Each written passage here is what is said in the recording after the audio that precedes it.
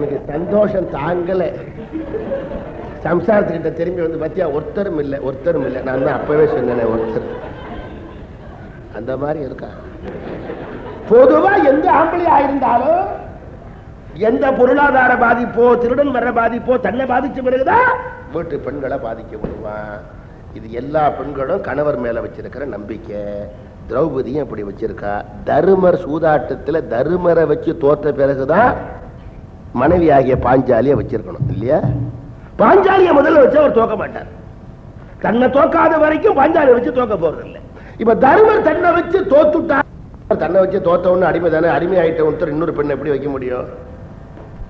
அதனால தன்னை இழந்த பிறகு என்ன இழந்தாரா, என்ன இழந்த பிறகு தன்னை இழந்தா, இதெல்லாம் இவனுக்கு எப்படி புரியும்?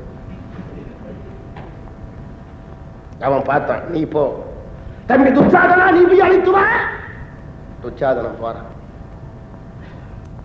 அப்படியே பாஞ்சாலி நடுநடுங்கி காந்தாரி முதுகுக்கு பின்னால ஒளிஞ்சுக்கிறான். தொடக்க நாள்ல சொன்னேன், காந்தாரி அறிமுகப்படுத்துற போது திலகவதியை விட கற்பு கரசிங்கிற விளக்கத்தை உங்களுக்கு கொடுத்தேன். இப்ப கொடுமையின் சின்னமா இருக்க. காந்தாரி முதுகுக்கு பின்னால பாஞ்சாலி போய் ஒடுங்கி நிற்கிற. சராசரி ஒரு பெண்ணுக்கு பெண்ணு செய்ய வேண்டிய உதவி இந்த மாதிரி நேரத்துல, அதுவும் மகன் தான் இந்த மாதிரி ஒரு அவமானத்தை படுத்தவரா. அவனை என்னடா நினைச்சேன்னு மகனை அனுப்பி போட்டு இவளை கூப்பிட்டு கண்ணீரை துடைச்சு, நீ கவலைப்படாதம்மா நான் பார்த்துக்கிறேன்னு சொல்ல வேண்டியவன், நீ வா என்று அருகடைத்து நெடுங்கண்ணீர் துடைத்திருக்க வேண்டியவள் பாவாய் போவா என்றாள். பல்பாதகரை பயந்தாள். என்ன கொடுமை! பாஞ்சாலி மாதிரி வாழ்க்கை சோதனையில வெற்றி பெற்றவளே கிடையாது. பகவானுடைய திருவடி மேல வச்ச நம்பிக்கையினால அவளுக்கு வந்த மாதிரி அவமான உலகத்துல யாருக்கு வந்தது? எந்த காவியத்துல வந்தது? நம்ம நாட்டுல 3 காவியம் முக்கியம். சிலப்பதிகாரம், ராமாயணம், பாரதம். 3 நாயகியர்களும் கஷ்டப்பட்டிருக்கிறார்கள். கண்ணகி, சீதா பிராட்டி, பாஞ்சாலி மாதிரி வாழ்க்கை சோதனையில வெற்றி பெற்றவர்கள் கிடையாது. மற்ற 2 பேரும் குறைவா சொல்லி புள்ள பாஞ்சாலியை நம்ம அவளை உருக்கமா கேட்கணுங்கிறதுக்காக சொல்றேன். கண்ணகியும் வாழ்க்கையில சோதனைப்பட்டவதான். இந்த 3 பேர்ல கண்ணகிக்கு வாழ்க்கையில சோதனை வந்த போது ஆறுதல் சொல்வதற்கு தேவந்தின்னு ஒரு தோழி இருந்தா. சீத வாழ்க்கையில சோதனைப்பட்டு அசோகவனத்துல துன்பப்படுற போது ஆறுதல் சொல்வதற்கு விபீஷன் ஆழ்வார் மகள் திரிசடை இருந்தா.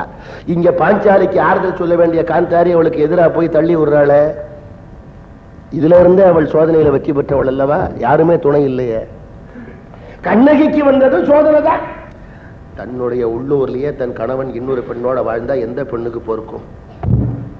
அதை விட வேற என்ன சோதனை வேணும்?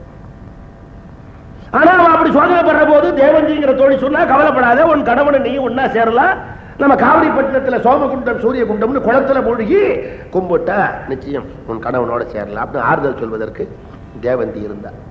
அவ ஆறுதல் காரணமா தான் கோவலன் திரும்பி வந்த போது கண்ணகி ஒண்ணுமே சொல்லாம ஒரு சிரிப்பு சிரிச்சு, அவன் சொன்னான் செல்வத்தை எல்லாம் இழந்து வறுமையில வாடுறேன்னு ஒரு சிரிப்பு சிரிச்சு உள்ள போய் சிலம்பு எடுத்து கொடுத்து வியாபாரம் பண்ணுங்கன்னா.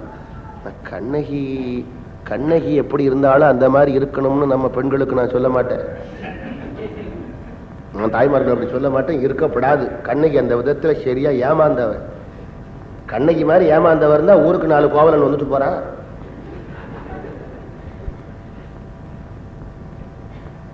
நம்ம தாய்மார்கள் அப்படி இருக்க மாட்டாங்க, எனக்கு தெரியும். கொஞ்சம் கற்பனை பண்ணி பாருங்க. நம்மவர்கள்ல யாராவது ஒருத்தன் கோவலன் மாதிரி இருந்து கொஞ்ச நாள் கழிச்சு கோவலன் கண்ணகி வீட்டுக்கு வர்ற மாதிரியே வந்தா என்ன ஆகும்? ஒண்ணும் ஆகாது. கண்ணகி எப்படி நடந்துட்டாலும் அந்த மாதிரிதான் அந்த அம்மாவும் நடந்துக்குவா. கண்ணகி சிரிச்ச மாதிரியே சிரிச்சு, கண்ணகி உள்ள போன மாதிரியே போய், கண்ணகி எப்படி காலில் கிடக்கிறத எடுத்துட்டு வந்த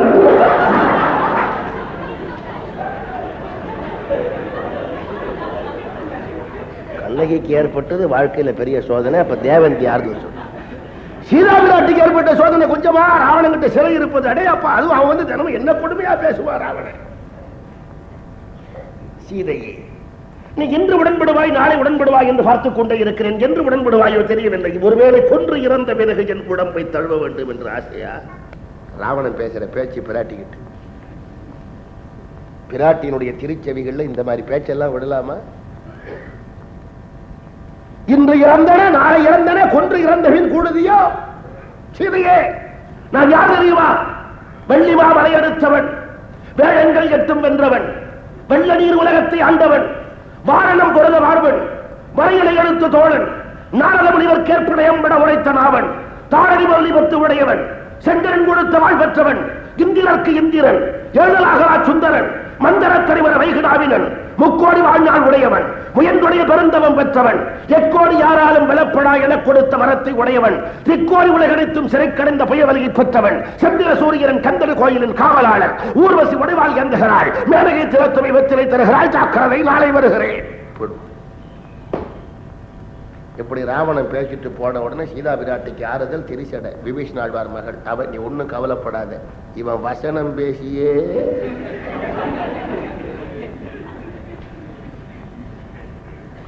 அப்படி அந்த 2 பேருக்கு ஆறுதல் சொல்வதற்கு 2 பேர் இருந்தார்கள்.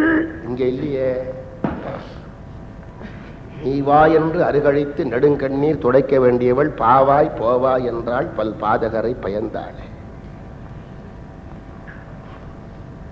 அவ்வளவுதான். துச்சாதனன் கையில தாமரப்பூ வடிவத்தில் இருக்கிற செண்டு அதை கையில இப்படி எடுத்துக்கிட்டான்.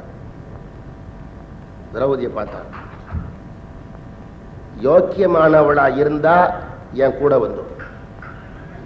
இது எப்படி இருக்கு? இது அவன் தர்மம். துச்சாதனம் கூட போட்டா நல்ல, அது அவன் தர்மம், அது ஒன்றும் தப்பு இல்லை. நீங்க திருச்சிக்கு பக்கத்துல ராம்ஜி நகர்னு ஒரு ஊர் இருக்கு. அங்க இருக்கிறவன் அத்தனை பேரும் HO ஹேபிச்சுவல் அஃபெண்டர். பம்பாயில ஒரு பேங்க்ல திருட்டு போச்சுன்னா அங்க இருக்கிறவனை பிடிச்சிருவான். அவன் பையில பணம் இருக்கும். அவன்லாம் என்ன செய்வான்? சாயந்தரம் 7 மணிக்கு குழந்தைய கூப்பிட்டு உட்கார வச்சு ஓங்கி இழுப்பான். இல்லைன்னு சொல்லு, இல்லைன்னு சொல்லு, இல்லைன்னு சொல்லணும். நமக்கே வருத்தமா இருக்கு. ஏப்பா குழந்தைய போட்டு அடிக்கிறேன்னா அவன் என்ன சொல்லுவான்? சார் நீங்க சும்மா இருங்க சார், இவன் பெரியவன் ஆனா திருடுவான்.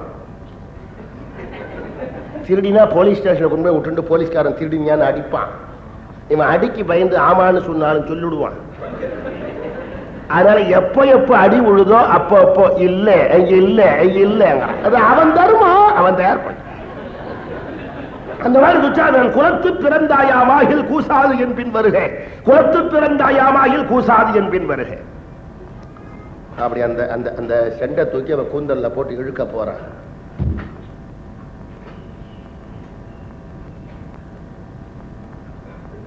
பாஞ்சாலி 2 கையை எடுத்து கும்பிட்டான். இந்த உலகத்தில் பெண்ணாக பிறந்த ஒருத்தி யார் வயிற்றில் தான் பெண்ணாக பிறந்தாளோ அந்த தாயிடமும் சொல்ல விரும்பாத ஒன்றை இந்த உலகத்தில் பெண்ணாக பிறந்த ஒருத்தி தன் வயிற்றில் எந்த பெண்ணை பெற்றாளோ அவளிடமும் சொல்ல விரும்பாத ஒன்றை இந்த உலகத்தில் பெண்ணாக பிறந்த ஒருத்தி எந்த கணவனுக்கு தன் உடல் பொருள் ஆவி அனைத்தையும் வழங்கியிருக்கிறாளோ அந்த கணவனுக்கும் சொல்ல விரும்பாத ஒன்றை இந்த உலகத்தில் பெண்ணாக பிறந்த ஒருத்தி யாரை தன்னுடைய சரி சமமான தோழியாக கருதுகிறாளோ அவளிடமும் சொல்ல விரும்பாத ஒன்றை இப்போது மானத்தை காத்துக் கொள்வதற்காக பாஞ்சாலி துச்சாதனன் இடத்திலே தெரிவித்தாள். மானவிலக்கு ஆதலால் ஓர் ஆணை தன்னில் இருக்கின்றேன். அன்றையும் சோதரன் தேவிதனை சூதில் படையவென்று மாணல் குலத்தை அழித்தல் மரபோகான் என்றாள். அவன் கக்க என்று நகைத்து கடுமூடன் அவள் பக்க குடல் பற்றி அச்சினாபுரத்து வீதியில் இழுத்து போகையிலே மக்கள் எல்லாம் என்ன கொடுமை இது என்று பார்த்து இருந்தார். வீதியில் இழுத்து போறான். இருக்கிற மக்கள் எல்லாம் என்ன கொடுமை இது. அனுதா சொல்லிவிட்டு என்ன கொடுமை இது என்று பார்த்து இருந்தார். அவன் வேடிக்கை பார்த்துட்டு வாயால என்ன கொடுமை. இந்த அனுதாபம் காட்டுறதுல தமிழன் அடிச்சுக்க உலகத்திலே அவன் அனுதாபம் எப்படி வேணாலும் மாறும். வேகமா கார் டிரைவர் ஓட்டிக்கிட்டு போய் குறுக்க ஒரு குழந்தை வந்து இவன் பிரேக்கை போட்டு விட்டான்னா நம்ம அனுதாபம் பூரா டிரைவர் மேல. என்னமா ஓட்டினா சார் டிரைவர், ஒரு மயிரிடையில சட்டன் பிரேக். குழந்தையாது பிசாசு பிசாசு. குழந்தை மேல ஏற்றிட்டா சார் மில்கியில டாங்கி ஓட்டின பையெல்லாம் கார் ஓட்டுறான் சார். வாயளவுல தான் நம்ம அனுதாபம். எல்லா மக்களும் ஒன்னா சேர்ந்து என்ன கொடுமை இது என்று பார்த்திருந்தார். பாரதியாருக்கு ரொம்ப ஆத்திரம் வருது. அஸ்தினாபுரத்து மக்கள் எல்லாம் என்ன கொடுமை இது என்று பார்த்திருந்தார். என்ன கொடுமை இது என்று பார்த்திருந்தார். அவருக்கு ஒரு ஆத்திரம், பாரதியாருக்கு ஒரு ஆத்திரம் தாங்கல. பாஞ்சாலிய வீதி அவமானப்படுத்துற என்ன வேடிக்கை பார்க்கிறான். என்ன கொடுமை இது என்று பார்த்திருந்தார். ஒரு வேகம் வர வேண்டாம். இப்ப நமக்கே இங்க கொண்டு துச்சாதன இப்ப இங்க விட்டா என்ன ஆகும்? நமக்கு அந்த வேகம் வரணும். அதுதானே காவியத்தோட கலந்திருப்பது. அதுக்குதான் ஒத்துணர்வுன்னு பேரு, சிம்பத்தட்டிக் ஃபீலிங். ஒரு கதை படிக்கிறோம், திரைக்கதையோ நாடகமோ காவியமோ சிறுகதையோ நாவலோ படிச்சா அதுல வரக்கூடிய பாத்திரங்களினுடைய உணர்ச்சி நம்மளை பாதிக்குதா இல்லையா? அவங்க சிரிச்சா சிரிச்சு, அழுது அழுது. நம்ம பையன் சினிமா பார்க்க போறான், கதாநாயகிய வில்லன் தூக்கிட்டு போயிடுறான். இவனுக்கு என்ன? இவன் காசு கொடுத்தவன் பார்த்து வர வேண்டியது தானே. இவன் எதையோ பறி கொடுத்தவன் மாதிரி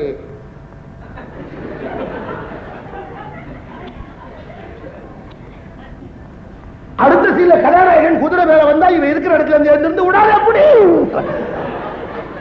அவனுக்கு அந்த வேகம் வரணும். இப்ப சினிமாவில் கதாநாயகி சிரிச்சா சிரிச்சு அழுது அழுறோம் இல்லையா? நம்ம தாய்மார்கள் எல்லாம் சினிமாவுக்கு போகும்போது பாருங்க, பையில சின்னதா ஒரு துண்டு இருக்கும். அது எதுக்குன்னா, இந்த சினிமாவில் கதாநாயகி அடற கட்ட வந்தா பையிலேருந்து அந்த துண்டை எடுத்து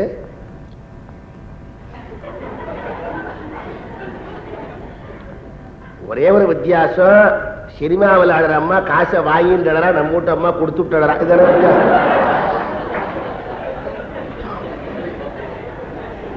நமக்கு அந்த மாதிரி ஒரு உணர்ச்சி வரணும். பாரதியாருக்கு அந்த வேகம் வருது. என்ன கொடுமை இது என்று பார்த்திருந்தார். அத்தினாபுரத்து மக்களை பாரதியார் எப்படி தாக்குறார் பாருங்க. ஊரவர்தம் கீழ்மை உரைக்கும் தரமாமோ வீரமில்லா நாய்கள். ஊரவர்தம் கீழ்மை உரைக்கும் தரமாமோ வீரமில்லா நாய்கள். விலங்காம் இளவரசன் தன்னை மிதித்து தராதலத்தில் பொக்கியே பொன்னை புதுப்பொருளை இவள் அந்த புறத்தினில் சேர்க்காமல் நெட்டை மரங்கள் என நின்று புலம்பினார் பெட்டை புலம்பல். அவருக்கு வர வேகம். துச்சாதன தரையோட தரையா தேய்ச்சி கொண்டு போய் பாஞ்சாலி அரண்மனையில விடாம வேடிக்கை பார்க்கறாங்க. என்ன கொடுமை இது, வேடிக்கை பார்க்கறாங்க. இப்போ உங்களுக்கு எல்லாம் ஒரு சந்தேகம் வரும், சார் ஒரு அநியாயத்தை கண்டா நமக்கு ரொம்ப வேகம் வரணும்னு சொல்றதெல்லாம் சரி, அச்சிராபுரத்து மக்களுக்கு அப்படி வல்லையேன்னு பாரதியார் தாக்குறதும் சரி. ஆனா பாஞ்சாலிய அத்திராபுரத்து வீதியில துச்சாதனம் இழுத்துக்கிட்டு போன போது வேடிக்கை பார்த்தவன் எல்லாம் சும்மா இருந்தானேன்னு 4000 வருஷம் கழிச்சு வந்த பாரதியார் தாக்குவதனால என்ன சார் லாபம்? அப்படி கேட்பான். அவன்லாம் இப்ப மறுபடியும் வரப்போறானா? யாராவ பாஞ்சாலிய வீதியில் அத்திராபுரத்தை இழுத்துட்டு போனப்ப வேடிக்கை பார்த்தவன்லாம் வந்து வரிசையா கியூவில் நெல்லு நிப்பானா? இல்ல, அவன்லாம் இல்லைங்கிற தைரியத்துல இவர் இப்படி தாக்குறாரா அப்படின்னு கூட கேட்பான். இல்ல, ஏன்னா சில பேர் ஏக்கத்தை ஆதங்கத்தை தீர்த்துக்க முடியலன்னா வேற இடத்துல தீர்த்துக்கிறது உண்டு. சில பேர் சம்சாரத்துக்கிட்ட எழுத்து பேச முடியாது. அவன்லாம் என்ன செய்வான்? ராத்திரி 10 மணிக்கு மேல வீட்டு திண்ணையில ஒரு கைத்து கட்டில் இழுத்து போட்டு பக்கத்து வீட்டுக்காரரை கூப்பிட்டு உட்கார வச்சுக்கிட்டு, அண்ணன் ராமாயணம்னு ஒரு கதை இருக்க, அத கைக்காகி தசரதங்கிட்ட 2 வரம் கேட்டா. ஒண்ணு மவனுக்கு ஆட்சி வேணும்னா போகுது கேட்டா, இன்னொரு வர ராமன் காட்டுக்கு போகணும்னு கேட்டால தசரதன் கொடுக்கலாமா? தசரத இடத்துல நான் இருந்திருக்கணும். உடனே பக்கத்துல இருந்து உள்ள சம்சாரம், என்னங்க வாசல்ல சத்தம்? ஒண்ணு இல்லையா, ஒண்ணு இல்லை.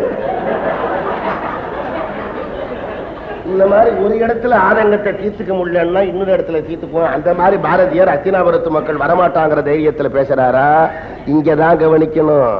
இங்கே மகாகவி பாரதியாருடைய இந்த பாஞ்சாலி சபதத்தில் பாஞ்சாலி என்பது பாரத பாஞ்சாலி மட்டுமல்ல, இந்தியா வெள்ளையர்களுக்கு அடிமைப்பட்டு கிடந்தது அந்த பாரதம் தான் இங்கே பாஞ்சாலி.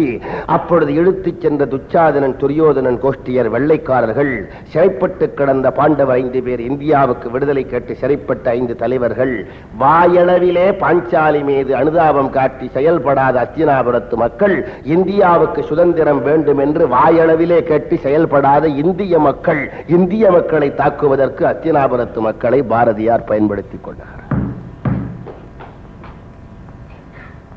அவர் காலத்திலையும் அப்படிதான் பேசுவாங்க எல்லாரும். தென்னையில உட்கார்ந்து, sir, this British fellows, dirty fellows, they are ruling India. They are dominating our country. இப்படி பேசும்போது யாராவது இவ்வளவு வேகமா இருக்கீங்களே, காந்தியடிகள் சுதந்திர போராட்டத்தில் கலந்துக்கலாம் என்ன சார்?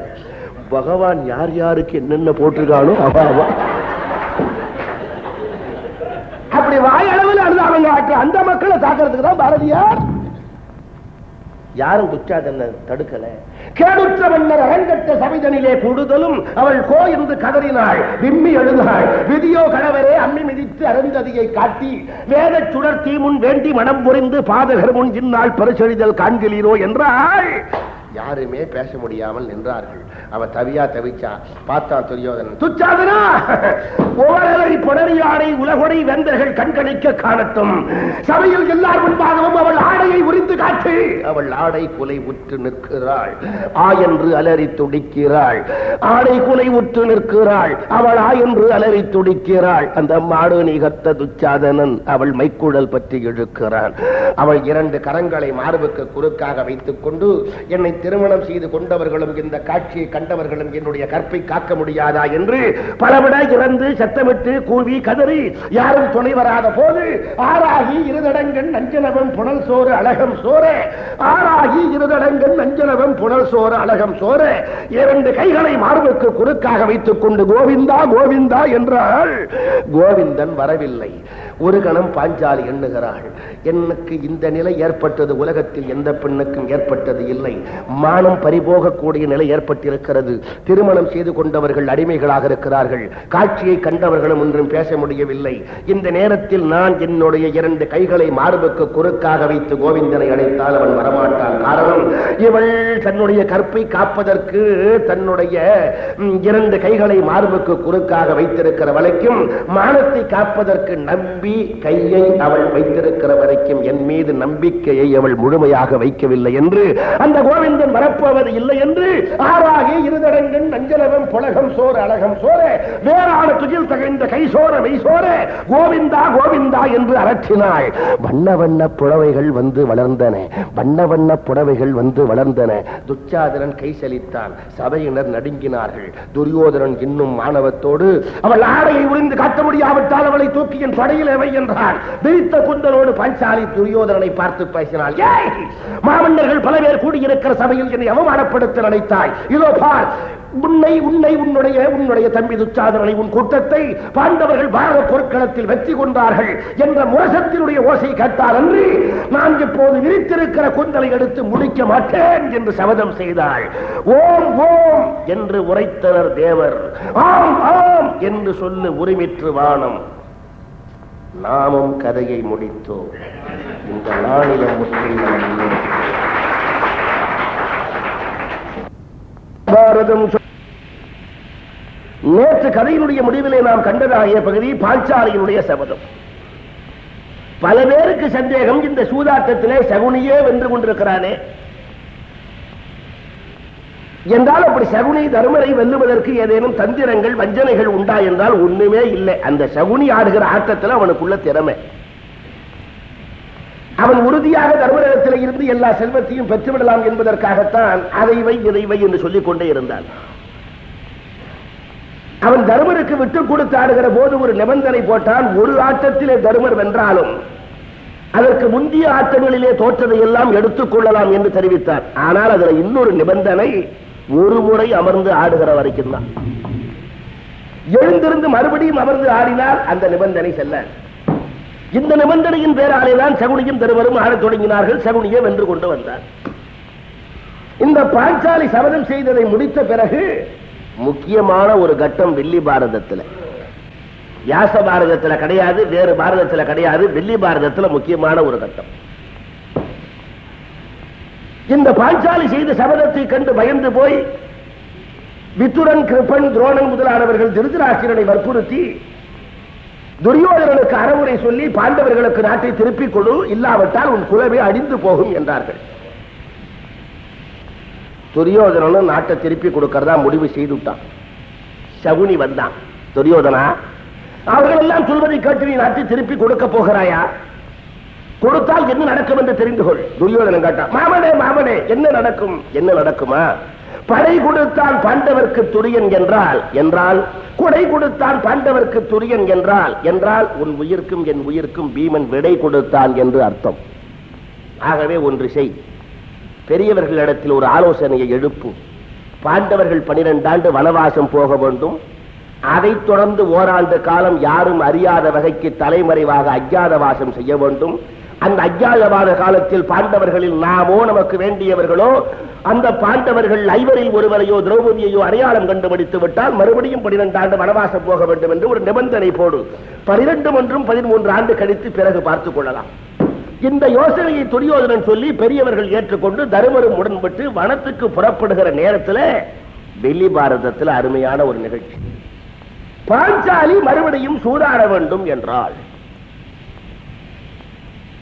ஒருத்தருக்கும் ஒன்னும் புரியல. பாஞ்சாலியே சூதாட வேண்டும்னா தருமருக்கு புரியல, பீமனுக்கு புரியல, அர்ஜுனுக்கு புரியல, நகுலனுக்கு புரியல, துரியோதனுக்கு புரியல, துச்சாதனுக்கு புரியல, சகுனிக்கு புரியல, கர்ணனுக்கு புரியல, பீஷ்மருக்கு புரியல, விதுரனுக்கு புரியல, திருதராஷ்டனுக்கு புரியல, எனக்கும் புரியல, உங்களுக்கும் புரியல.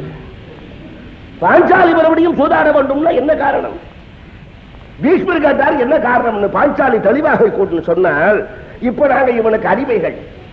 இங்கிருந்து 12 ஆண்டு வனவாசம், ஓராண்டு அஜ்ஞாதவாசத்தை முடித்து விட்டு திரும்பி வந்தாலும் நீங்கள் அடிமைகள் என்ற ஒரு வாதத்தை இவன் எழுப்புவான்.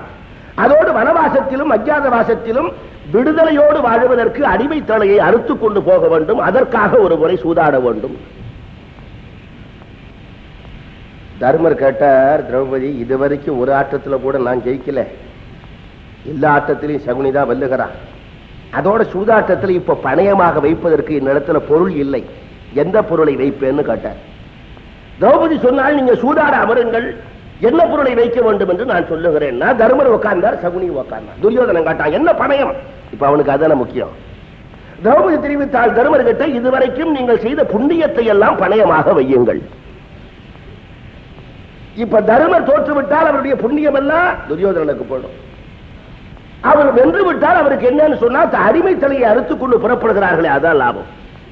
உங்கள் புண்ணியத்தை எல்லாம் வையுங்கள் சொன்ன போது துரியோதனுக்கு மகிழ்ச்சி தாங்கல. இந்த ஆட்டத்திலையும் சகுனி ஜெயிக்க போறான், நாம உழைக்காமலே நமக்கு நிறைய புண்ணியம் வரப்போகுதுன்னு அவனுக்கு சந்தோஷம் தாங்கல. அப்படியே தருமரும் சகுனியும் உட்கார்ந்தார்கள். அப்படி இப்ப 2வது முறை ஆட்டம் தொடங்குவதனால தருமர் ஆடுவதற்கு கையில கைகளை எடுத்தார். அப்படி என்ன போட வேண்டும் சகுனின்னா, 2 போடுன்னா இவர் உருட்ட போனார். திரௌபதி தருமர் கையை பிடிச்சார். கண்ணபிரானுடைய 12 நாமங்களை சொல்லிவிட்டு பிறகு ஆடுங்கள். அவர் அச்சுதா, கேசவா, மாதவான்னு கண்ணனுடைய 12 நாமங்களை சொல்லி, சகுனி என்ன போட வேண்டும்னா 2 போடும்னா தாயமுருட்டாளானார். அங்கே தருமர் வென்று விட்டார். அந்த ஒரு ஆட்டத்தில் தருமர் ஜெயிச்சார். திரௌபதி தருமர் கையை பிடிச்சி தூக்கி விட்டா. உட்கார விட்டுருந்தா இன்னொரு ரவுண்ட் ஆடி இருப்பார் இல்லையா? அந்த ஆட்டம் அப்படி. இந்த காட்சியை வில்லிபுத்திராழ்வார் இணைக்க வேண்டிய அவசியம் என்ன? அதான் முக்கியமான கருத்து. சூதாட்டத்தினாலேயே பாண்டவர்கள் தம் செல்வத்தை எல்லாம் இழந்திருக்கிற போது பாஞ்சாலியே சூதாட வேண்டும் என்று சொல்லி அடிமைத்தலை அறுத்துக் கொள்வதற்கு ஒரு ஆட்டமாட அதிலே அவர்கள் வெற்றி பெற்றார்கள் என்றால் வில்லிபுத்திராழ்வார் இந்த காட்சியை இணைக்க வேண்டிய அவசியம் என்ன? அது ரொம்ப முக்கியம். உலகத்துல பக்தின்னா ஏதோ கடவுளிடத்துல ஒரு பொருளை வேண்டிக் கொண்டு அதை கடவுள் கொடுத்தா அவரை கும்பிடுவது, கொடுக்கலன்னா என்ன கடவுள்னு பேசுவதெல்லாம் பக்தி அல்ல. இன்னும் சொல்ல போனால் வாழ்க்கையில் நாம் எதிர்பார்க்கிற எதிர்பார்ப்புகள், இறைவனிடத்தில் நாம் போடுகின்ற வேண்டுகோள்கள், இவையெல்லாம் நிராகரிக்கப்பட்டு தொடர்ந்து நமக்கு தோல்வி வர வர இறைவனிடத்தில் நமக்குள்ள பக்தி மிகுதியாக வேண்டும். இந்த கருத்தை ரொம்ப அழகா விளக்கிக் கொள்வதற்கு குலசேகர பெருமான் ஒரு உதாரணத்தோடு ஒரு பாட்டு சொல்லியிருக்கார் பாருங்க. இறைவன் நம்மை சோதிக்க சோதிக்க அவனுடைய திருவடியின் மேலே பக்தியும் பற்றி மிகுதியாக ஆக வேண்டும். இது மாதிரி இப்ப என்ன யாராவது அடிச்சா நான் சும்மா இருப்பேனா? திருப்பி அடிப்பேன். முடியலன்னா ஆள் வச்சாவது அடிப்பேன் இல்லையா? இப்ப என் கையில ஒரு பெரிய கட்டி, ஒரு டாக்டர் அங்கே வந்து என்ன மிஸ்டர் கீரன் சௌக்கியமானு கிரிவிட்டார். கீரன் சௌக்கியமானார், கிரிவிட்டார். உடனே டாக்டர் கிட்ட கத்தியை வாங்கி, மருத்துவரே கத்திக்கு கத்தி, ரத்தத்துக்கு ரத்தம், உண்மை நான் கீறுவேன், இப்படியா வசனம் பேசுவேன்? அந்த டாக்டர் கத்தியினால என் கையை கீரை அவருக்கு நான் கவர்ல பணம் போட்டு கொடுக்கிறேன், அவர் மெடிக்கல் கிட்ட நானே தூக்குறேன், அவர் காரு கதவை நானே திறந்து விடுறேன். ஏன்?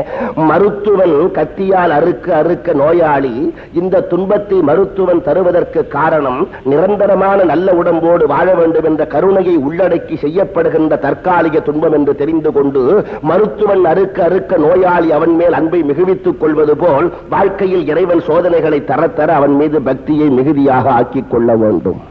மாளால் அறுத்து சுடினும் மருத்துவன் பால் மாளாத காதல் நோயாளன் போல். என்ன அழகா சொன்னார் பாருங்க. அப்ப வாழ்க்கையிலே சோதனை மிகுதியாக வருகிற நேரத்தில் இறைவனுடைய திருவடியின் மேலே வைத்திருக்கிற பக்தியை பற்றி நாம் மாற்றாமல் இருப்போமானால் தீமை எந்த தீமை நம்மை அடித்ததோ அந்த தீமையையே கூட நமக்கு சாதகமாக ஆக்கி விடுகிறான் இறைவன் என்பதை காட்டுவதற்காக பாஞ்சாலி வாழ்க்கையில் உச்சபட்சமான சோதனையில் நின்ற போதும் ஆறாகி இருதடங்கன் அஞ்சலவன் புழல் சோர அழகம் சோர வேறான துகில் தகைந்த கை சோர மெய்சோர நின்ற காலத்தும் கோவிந்தா கோவிந்தா என்றவன் திருவடியின் மீது வைத்த பற்றை மாற்றாமல் இருந்ததன் விளைவாக எந்த சூது அவர்களை அடித்ததோ அதை கூட இப்போது சாதகமாக்கி விட்டார் என்று வெள்ளிப்புத்திராழ்வார் காட்டுகிறார். இந்த தத்துவத்தை தெரிஞ்சுக்காம வெள்ளி பாரதத்தை படிச்சா ஒண்ணுமே புரியாது. சில பேர் என்ன செஞ்சுடுவான், இந்த தத்துவம் தெரியலன்னா பாருங்க சார், தர்மர் தோத்துக்கிட்டே இருந்தார், கண்ணபிரானுடைய 12 நாமத்தை சொல்லி ஆடினார், அந்த ஒரு ஆட்டத்தில் அவர் ஜெயிச்சு விட்டார், ஆகவே இனிமே நாமளும் குதிரை பந்தயத்துக்கு போற போது பணத்தை கட்டி விட்டு அச்சுதா கேசவா மாதவான்னா தானா ஜெயிக்குது அப்படி ஒரு விளக்கத்தை கொடுத்துருவா இல்லையா? அப்படியெல்லாம் போய் குதிரை பந்தயத்தில் நின்று அச்சுதா கேசவா மாதவான்னா ஒன்னும் வராது. என்ன வரும்? கோவிந்தா கோவிந்தா. அப்போ உலகத்திலே மனிதர்களுக்கு வாழ்க்கையிலே சோதனை மிகுதியாக வருகிற காலத்திலேயும் பற்றி மாற்றிக் கொள்ளாமல் இருக்க வேண்டும் என்கிற ஒரு பெரிய தத்துவத்தை இந்த இடத்துல காட்டினார். இப்போ பாண்டவர்கள் புறப்பட்டு திரௌபதியோடு காமிய வனம் என்கிற வனத்தை சென்று அடைந்தார். இதுவரைக்கும் தோன்றா துணையாக தன்னை வெளிப்படுத்திக் கொள்ளாமல் இருந்து பாஞ்சாலியினுடைய மானத்தை காத்த கண்ணபிரான் இப்போது நேர்முகமாக வந்து ஆறுதல் சொல்லுகிறார் பாண்டவர்களுக்கு. பாண்டவர் இருக்கிற இடத்திற்கு வந்து அவருக்கு ஆறுதல் சொல்ல வருகிறார் கண்ணபிரான். இங்கெல்லாம் பாட்டு ரொம்ப நயமானது, அவசியம் ஆழமா பொருள் தெரிந்து கொள்ள வேண்டியது. பாண்டவர்களுக்கு ஆறுதல் சொல்வதற்கு கண்ணபிரான் வந்தார். வெள்ளிப்புத்திராழ்வார் பாட்டு எழுதும் போது கண்ணன் வந்தார்னு எழுதலாம், அச்சுதன் வந்தான்னு எழுதலாம், கேசவன் வந்தான்னு எழுதலாம், திருமால் வந்தான்னு எழுதலாம். கண்ணனுக்கு எத்தனையோ நாமங்கள், ஏதாவது ஒரு பேரை போட்டு எழுத வேண்டியதான். குறிப்பா ஒரு சொல்ல தேர்ந்தெடுத்து போட்டு எழுதியிருக்கார், மாதவன் வந்தான்.